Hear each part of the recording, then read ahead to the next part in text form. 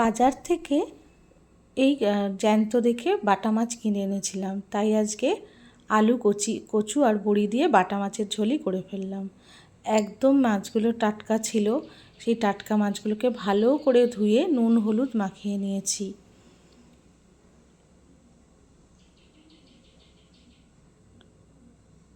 গাগুলোকে ভালো করে মাখিয়ে নিচ্ছি নুন হলুদ দিয়ে এবার কড়াতে সর্ষের তেল দিয়ে মাছগুলোকে এপিট ওপিট করে ভেজে তুলে রাখবো। বাটা মাছ আমাদের এই সাইজের খেতেই বেশি ভালো লাগে, বেশি বড় অত ভালো লাগে না, আমরা ওই জন্য এই সাইজটাই কিনি। নিয়ে এপিট ওপিট করে ভেজে সেটা এবার তুলে রাখবো।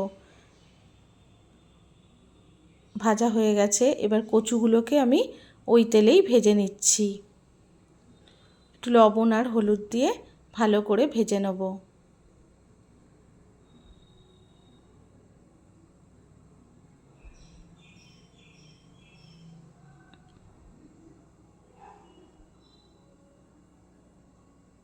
কচুগুলো ভাজার পর বড়িগুলো ওর সাথে ভেজে নিচ্ছি। তোমরা চাইলে বড়িগুলো আলাদাও ভেজে নিতে পারো।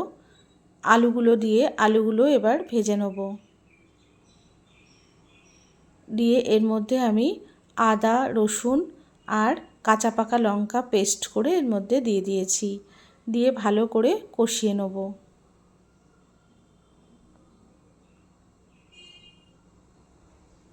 টমেটো কুচি দিয়ে দিলাম, একটু লঙ্কার গুঁড়ো দিয়ে দিলাম, তোমরা যেমন ঝাল খাও সেই অনুযায়ী যাবে। জিরে গুঁড়ো দিয়ে দিলাম একটু,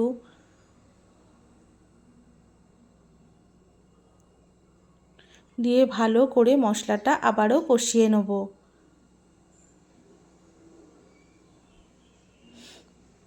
লবণ দিয়ে দিলাম, একটু জল দিয়ে দিলাম,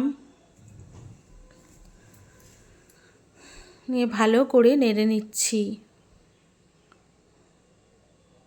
তারপর একটু সেদ্ধ হওয়ার জন্য চাপা দিয়ে দেবো।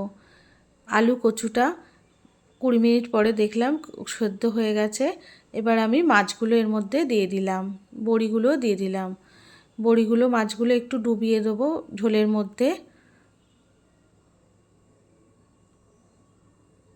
একটু রস মতো থাকবে, ওই জন্য আরেকটু জল দিয়ে দিলাম যাতে মাছগুলো ডুবে একটু রস মতো থাকে। তারপর ভালো করে ডুবিয়ে দেওয়ার পর একটু ফুটে উঠলে নামিয়ে সার্ভ করে দেবো।